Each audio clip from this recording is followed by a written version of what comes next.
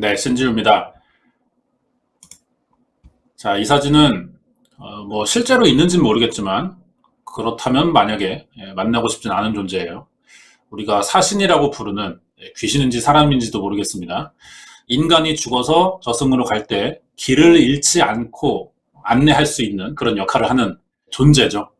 우리나라에도 비슷한 게 있어요. 저승사자라고 하는데 만약 이런 분을 우리가 만나게 되면 그건 이미 죽었다는 겁니다.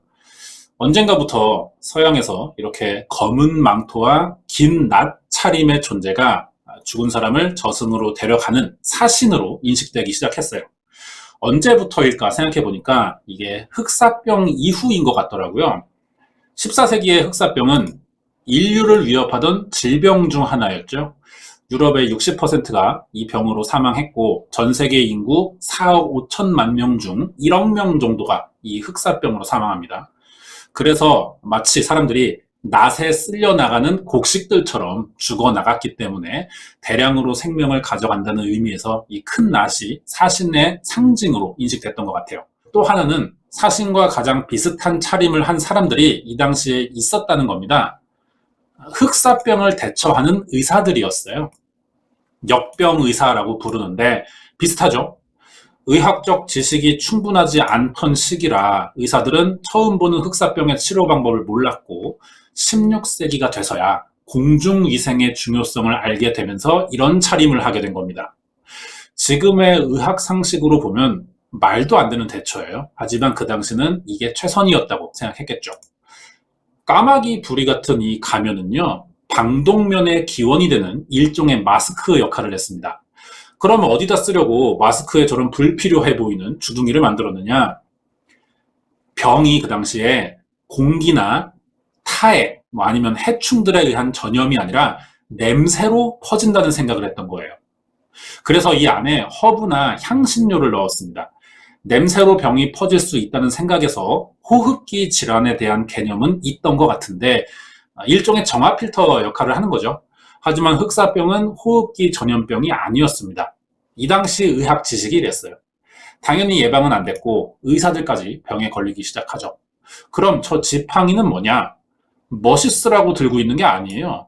환자와 직접 접촉하면 위험하니까 이걸로 진찰을 하고 약을 건네주는 용도로 사용합니다. 종교적 의미에서는 환자를 구타할 때도 사용되긴 했어요. 왜 이런 수준 낮은 의사들이 흑사병을 담당했냐면 그 당시 유럽의 신분제 때문인 거죠.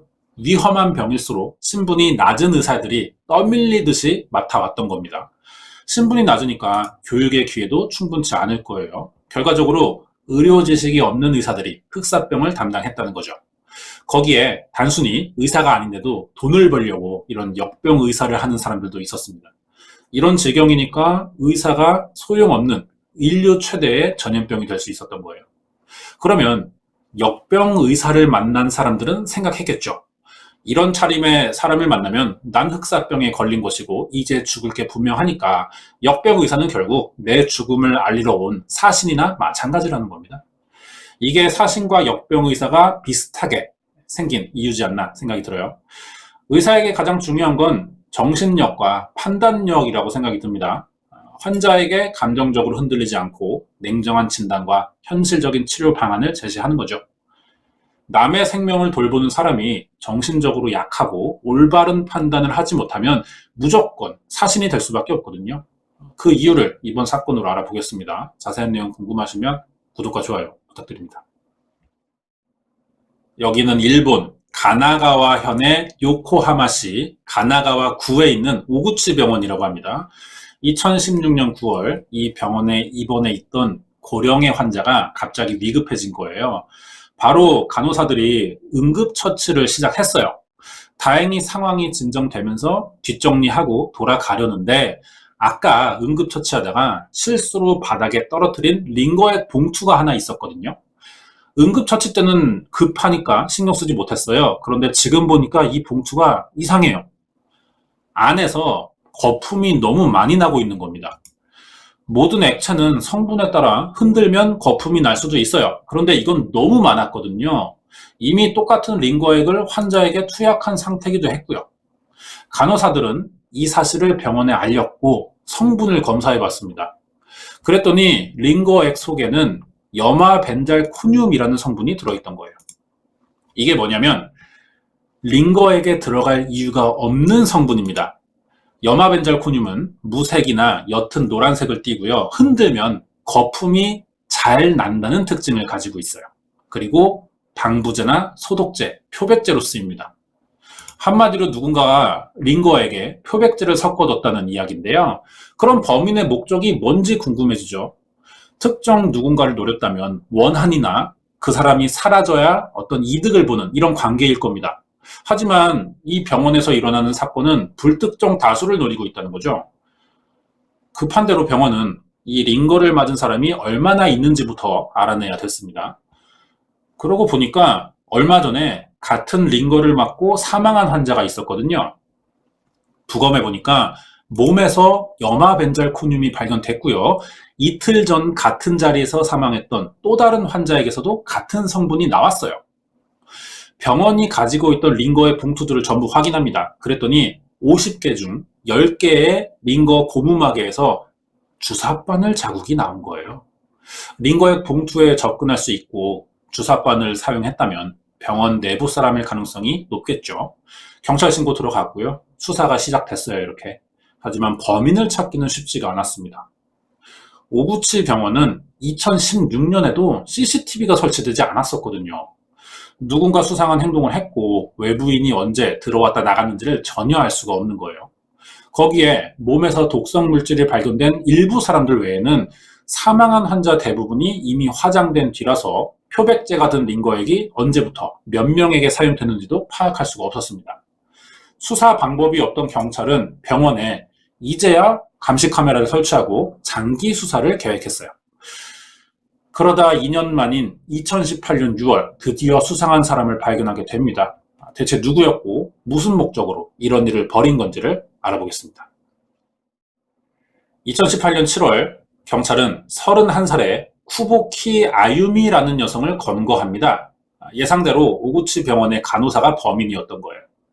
2년 만에 해결된 사건이에요. 그동안 증거가 없었고 CCTV가 설치되면서 더 이상 일어나지도 않았습니다, 사건이. 그럼 경찰은 어떻게 범인을 알아낼 수 있었느냐? 병원에서 링거에 표백제가 들어갔다는 건 2016년 9월에 처음 확인이 됐어요. 7월부터 82일간 병원에서 사망한 환자는 48명이나 됐던 겁니다. 하루에 1.5명씩 사망했다는 건데 병원이라는 곳이 당연히 어느 정도 환자의 사망은 일어날 수밖에 없는 곳이긴 하지만 여기는 대학병원도 아니면서 이렇게 많은 환자들이 사망하는 경우는 거의 없다는 거죠, 보통. 주변에서도 이 병원에 입원한 환자들이 유독 많이 죽고 있다는 건 알았어요. 그래서 저주받은 병원이 아니냐 이런 소문도 있었지만 환자들이 대부분 다 고령이었고요. 큰 병에 걸리기도 해서 그럴 수도 있겠다라는 분위기였습니다. 그리고 환자가 그렇다고 줄어드는 것도 아니었어요. 그러다 염화벤잘코늄이 든 링거 봉투의 발견으로 경찰 수사가 있고 나서 70일간 한 번도 같은 이유로 사망한 사람은 나타나지 않았던 거죠. 범인도 경찰 수사 이후 병원에 CCTV가 설치됐다는 건 알았을 거예요. 더 이상의 범행은 어려웠겠지만 이 범행의 성격상 불특정 다수를 노린다는 점에서 범인은 이 병원이 아니라도 다른 곳에서 얼마든지 같은 사건을 또 저지를 가능성은 있거든요. 그래서 이번 기회에 범인을 무조건 잡아야 된다고 생각한 경찰은 증거 하나 없는 상황이지만 사건을 포기하지 않고 계속 매달려 있던 겁니다. 수사는 이렇게 2년 동안 진행됐고요. 병원 사람들을 일일이 계속 만나보면서 환자가 죽었을 때의 모든 상황들을 계속 확인해 나가기 시작한 거예요. 처음에는 증언들이 다 정확하지도 않고 사실인지 확인할 방법도 없었습니다. 하지만 여러 사람들의 증언이 오랫동안 누적되다 보니까 어느 순간부터는 교차 검증이 가능해졌고요. 서로의 부족한 증언을 보완할 수도 있게 된 거죠. 어느 간호사가 야근을 했거나 주사 맞을 예정이 없는 환자의 병실을 들락날락 거린다든지 어느 간호사가 병실을 나오고 5분 만에 환자가 응급 상황에 빠지고 사망했다든가 이런 증언들이 계속 쌓인 거죠. 여기에 모두 해당되는 사람은 쿠보키 아유미라는 간호사로 밝혀진 겁니다. 결정적으로 다른 직원들에게선 발견되지 않은 여마벤젤 코늄이 쿠보키의 유니폼에서만 검출되기도 했어요. 이 사실을 근거로 쿠보키를 취조한 결과 자기가 20명 정도의 환자들에게 표백제를 투약했다고 자백하면서 사건이 해결된 겁니다. 쿠보키가 링거에 섞은 표백제를 맞고 사망한 피해자 수는 20명이라고 자백은 했지만 정확히 밝혀진 것 같지는 않아요. 왜냐하면 범행 당시 CCTV나 목격자는 없고 부검 없이 사망한 경우들도 많았기 때문에 진술의 거짓을 감안했을 때 4명에서 48명 사이로 추정하고 있거든요. 쿠보키는 20명 정도라고 진술했지만 재판에서 인정된 건 이 3명입니다. 피해자들 평균 나이가 80살이 넘다 보니 가족들도 크게 의심하지 못했어요. 다들 노한이라고만 생각했던 겁니다. 이 사건의 범인인 쿠보키 아유미는 그럼 어떤 사람인지 알아봐야겠죠. 평범해요. 양부모 다 있고 동생을 둔 장녀인데 이바라키 현에 살다가 중학생 되면서 사건 지역인 가나가와 현의 요코하마로 이사 왔던 거고요. 주변에서는 항상 조용하고 어른스러운 아이 정도로만 알고 있었습니다. 심하게 말이 없었다 그래요. 누군가랑 대화하는 걸 본 사람이 거의 없고요. 불평 불만 없이 묵묵하게 자기 할 일만 하는 그런 성격이었다 그래요. 이런 점 때문에 자기의 의견을 내세우기보다는 다른 사람을 보조하거나 돕는 일이 익숙했습니다. 그래서 간호사를 직업으로 선택할 수 있었던 것 같아요. 간호사 경력은 10년 정도 됐고 원래는 다른 병원에 있다가 2015년부터 사건이 일어난 오구치 병원에서 일했습니다. 그러니까 이 병원에 오고 1년이 안 돼서 범행이 일어났다는 거죠. 여기까지 보면 조용한 성격이라는 것 외에는 딱히 문제될 만한 점은 없어 보이거든요. 그럼 사건은 왜 저질렀냐는 거예요. 이 이유가 아직도 밝혀지지 않고 있습니다. 쿠보키가 범행은 인정하지만 동기를 말하진 않았거든요. 그래서 주위 사람들의 증언으로 추측만 해보는 정도입니다. 평소 자기가 실수할지도 모른다는 것에 스트레스가 많았대요. 어떤 일이든지. 그리고 간호사로서 환자들이 사망할까봐 이 생명에 과도한 책임감을 느껴왔었다는 겁니다. 생명을 다루는 일이니까 당연히 신중하고 항상 만약의 상황을 대비할 수는 있어요. 그렇다고 해서 일어나지도 않은 일에 대한 강박이 너무 심할 필요는 없는데 쿠보키가 그런 사람이라는 거죠. 이런 강박이 오랫동안 이어지자 차라리 환자가 언제 죽을지 몰라 조마조마하면서 사는 것보다 자기가 직접 위험해 보이는 환자는 죽여서 걱정거리를 없애자 뭐 이런 선택을 했던 것 같기도 하고요. 그래도 결국 살인이니까 행위에 대한 부담감이 있었겠죠. 범죄니까. 그래서 쿠보키는 항상 일부러 자기가 쉬는 하루 전날을 범행 날로 고릅니다. 링거에 표백제를 섞고 환자에게 주사한 다음 퇴근하는 거예요. 그럼 자기가 쉬는 날 병원에 없을 때 환자가 사망하니까 마주칠 일도 없고 의심받지도 않을 거라고 생각한 거죠. 이런 수법으로 계속 범행을 저질러 왔던 겁니다. 그런데다 쿠보키가 성격도 범행 이후에 달라진 것 같아요. 검거되고 취재 기자들 찾아오니까 인터뷰를 했는데 가족에게 환자의 사망을 일일이 설명하는 게 귀찮았다고 말한 겁니다. 간호사가 담당 환자의 사망을 가족에게 알리는 일이 귀찮다는 건 그동안 사람들이 알고 있던 쿠보키와는 너무 다른 행동이에요. 해외에서 간호사나 보육교사들이 비슷한 사건을 저지르는 경우들이 많았습니다, 그동안. 그런데 이때는 거의 다 돈이 목적이었던 거예요. 이렇게 밝혀졌지만 쿠보미의 경우는 그렇지도 않다는 거죠. 그래서 사실은 범죄 욕구를 감춰오던 사이코패스가 아니냐, 뭐 이런 말도 나오긴 했어요. 이런 게 다 당사자들이 정확하게 입장을 밝히지 않으니까 나오는 말인 거죠. 또 다른 추정도 있는데 오구치 병원에 대한 문제가 있었다는 겁니다. 우리나라에서도 유명한 태움이죠. 간호사들 사이의 관계가 안 좋았다는 거예요. 그렇다 보니까 당연히 일할 때 능률이 떨어질 수밖에 없고 환자들에게 화를 내는 경우들도 많았다는 걸 봐서는 심각한 수준이었던 걸로 보이는데 거기에 쿠보키는 결벽증까지 가지고 있었습니다. 절대 다른 사람이나 물건에 손을 대지 못하는 거예요. 간호사가 환자 만지는 걸 피하니까 당연히 이상한 사람처럼 보이겠죠. 어릴 때 성격이랑 같이 보면 아마 왕따를 당하고 있었을 이런 가능성이 높습니다. 이런 건 경찰 수사 전부터 알려져 있던 사실이기도 했어요. 이 글은 사건 한 달 전부터 트위터에 올라와 있던 내용인데요. 오구치 병원에서 간호사들 사이에 태움 문화가 있었다는 겁니다. 간호사가 마실 음료수에 표백제를 타서 이걸 마시고 입술이 다친 간호사도 있었고요. 앞치마나 간호사복을 가위로 잘라놓는 데다가 필통을 주사바늘로 10군데나 찔러놓기도 했었다는 거죠. 진료 차트가 없어진 적도 있었대요. 간호사들 사이에 이미 문제가 많았다는 겁니다. 이런 글까지 올라오니까 쿠보키가 왕따로 정신적 충격을 받았거나 아니면 이 문제로 누군가에게 복수하기 위해 일부러 환자를 죽인 건 아닌지 이런 의심을 해볼 수 있죠.